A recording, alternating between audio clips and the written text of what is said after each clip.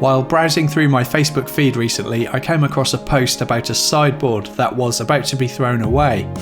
I really liked the look of it, so I got in touch with the owner, who was kind enough to drop it off at my house, and I paid £20 for it, which is about $25. It wasn't actually in too bad shape considering its age. It must be at least 40 or 50 years old, I expect. Most of the unit is made of veneered particle board. The finish was looking really dull, and there were a few water stains, heat marks, scratches, and some small areas of chipped veneer.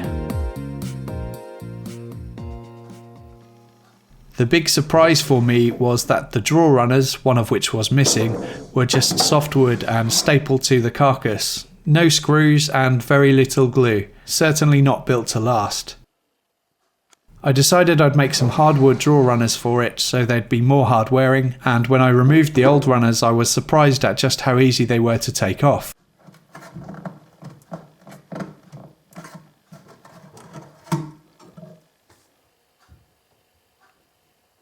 The drawers look to be made from solid sapele except for the fronts, which is again veneered chipboard, but the drawers are pretty nice. They're built with dovetail joints and they felt pretty solid. I needed to get the sideboard outside to start work on it as there'd be some sanding involved, and that wasn't easy. This thing is pretty heavy.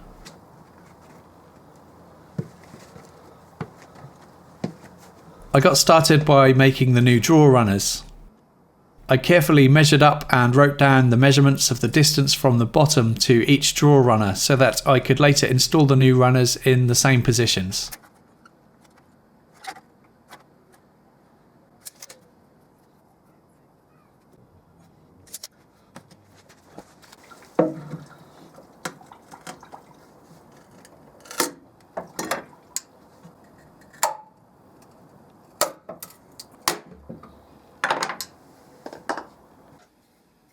Then I measured up all of the old drawer runners with my calipers, and they all measured around 9mm by 11mm. I'd used some scraps of oak to make the new runners. I first ripped it down on the table saw just to get a nice straight clean edge on one side. Then I adjusted the fence to 11mm and made a cut.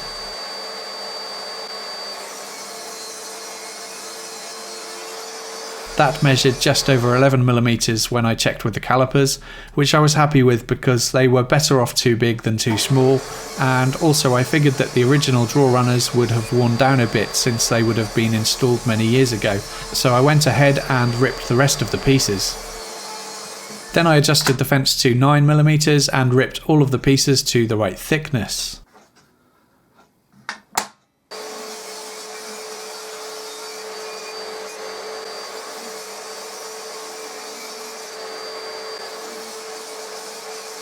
I took the new runners and the old runners over to the miter saw, and then I cut one end of the new runners just to get nice clean edges.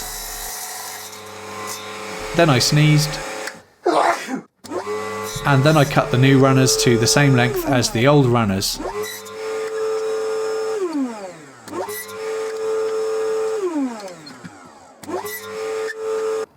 Before fitting the new runners, I needed to scrape off all of the old glue so that the glue would adhere properly to the new runners and the sides.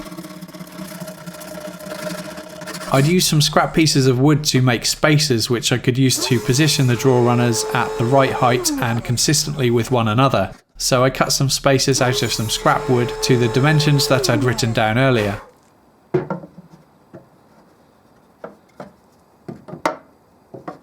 I've made my first mistake of the day. I was very careful to measure the height of each drawer runner, but what I didn't measure was the distance that the drawer runners were from the front. So what I'm going to do is reinsert the old drawer runners using the staples to locate the holes, and then I can measure them up. Eventually I found the original position of one of the runners by lining up the staples with the old holes, and then I could measure up the distance from the front with the calipers. And then I knew that I'd need to position each runner 20mm from the front. To attach the runners, I positioned them on top of the spacers and used wood glue and brad nails at first. I could then check that the drawer would fit okay inside the carcass, and if it didn't, I could pull them off before the glue had a chance to set up and reposition them if required.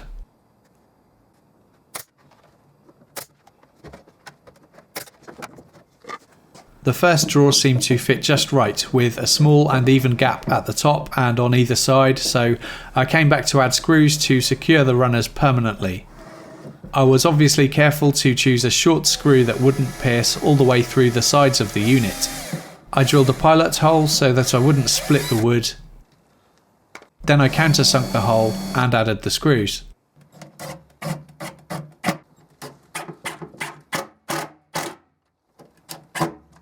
So far so good.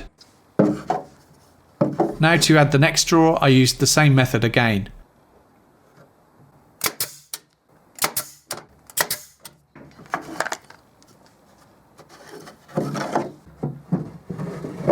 Then I added the top drawer again and the middle drawer, and this time the gap between them appeared to be too big. The gap between the first and the second drawer is too big.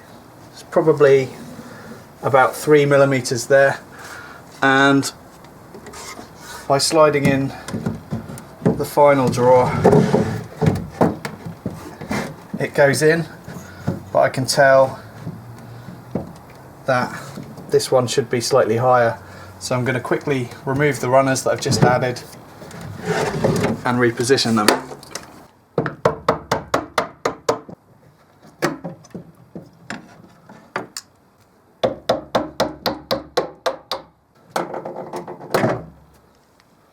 This time I'd use a couple of shims which were around 2mm thick underneath the spacers to lift the height of the drawer runners consistently on each side.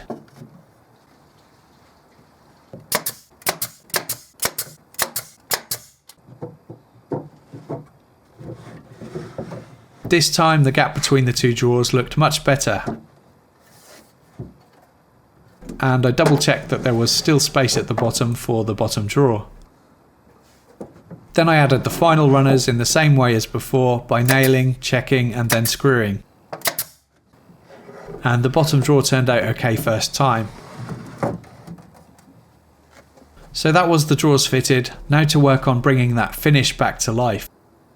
I started by applying heat with an iron to the watermarks with a tea towel placed in between the iron and the top of the unit, and I had to be careful here not to apply too much heat, which could potentially loosen up the glue on the veneer.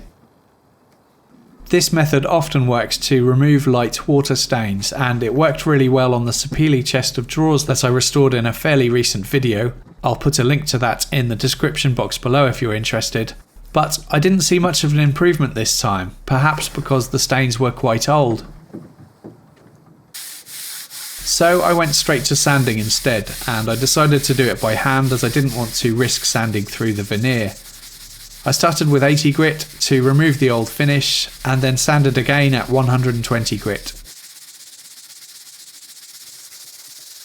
I sanded with the direction of the grain at all times. You can see here that I'm using a bulldog clip on one of those drawer runners. That's because I drove the screw in too far and it split the runner, so I added some wood glue and the clip is there acting as a clamp.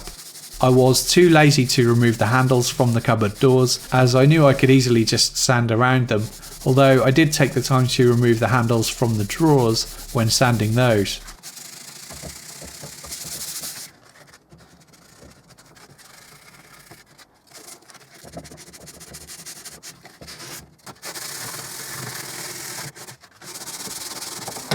I used a brush to wipe off most of the dust.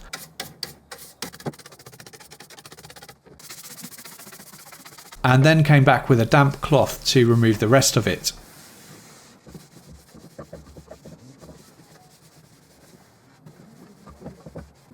I used superior Danish oil to bring the finish back to life.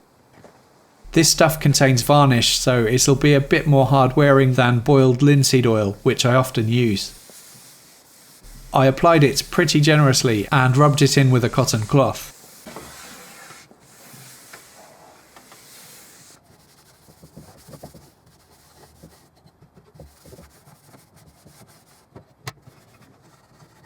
I let it soak in for about half an hour and then wiped off any excess. Then I applied a light second coat of the Danish oil.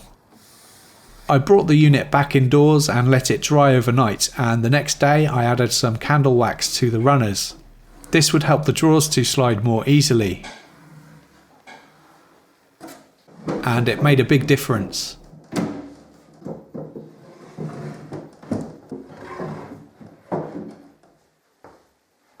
Finally, I added some clear brie wax to the finish just to give it a bit more protection and a nice smooth finish.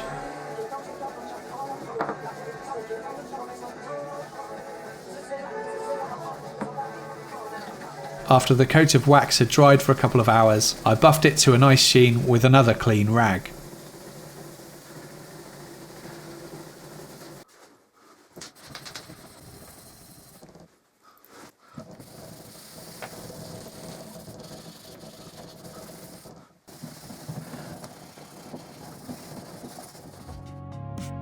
Most of the stains and marks are a lot less visible, and the scratches have almost disappeared, and the finish looks a lot nicer.